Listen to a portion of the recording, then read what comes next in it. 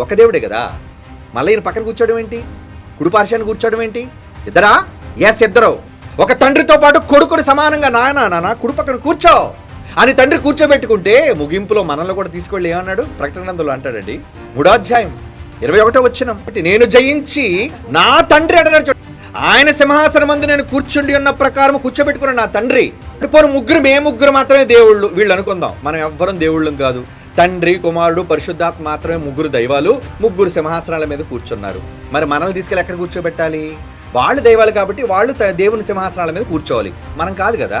కానీ మన కోసం ఏమంటున్నాడు చూడండి ఇక్కడ, నేను జయించి నా తండ్రితో కూడా ఆయన సింహాసనం ముందు నేను కూర్చుండి ఉన్న ప్రకారము, తండ్రితో కూడా, తండ్రి లేడని కాదు, తండ్రి ఉంటుండగానే ఆయన పక్కన వెళ్ళి కూర్చుంటాను నేను, తండ్రితో కూడా ఆయన సింహాసనం ముందు కూర్చుండి ఉన్న ప్రకారము మీరు జయిస్తే, ఈ లోకాన్ని గెలిస్తే, అపవాది మీద విజయాన్ని సాధిస్తే నాతో కూడా నా సింహాసనం మీదే కూర్చోబెడతానంటే మా తండ్రి సీట్లోనే నేను కూర్చున్నాను, మిమ్మల్ని ఎక్కడ కూర్చోబెడతాను?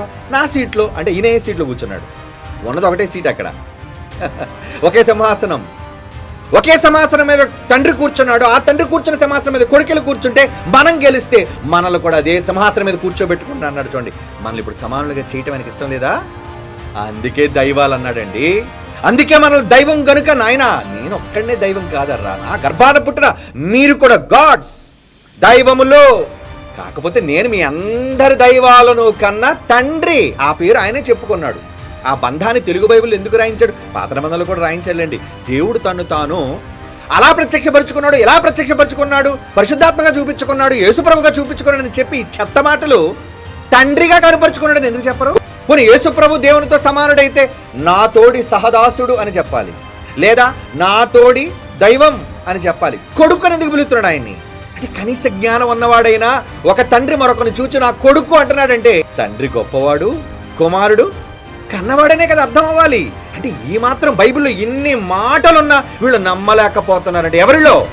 తండ్రిని, కొడుకుని అంగీకరించని యేసుక్రీస్తుకు విరోధులు వీళ్ళకి. యేసు తప్ప ఇంకెవ్వరూ కనబడరు, యేసు మాత్రమే.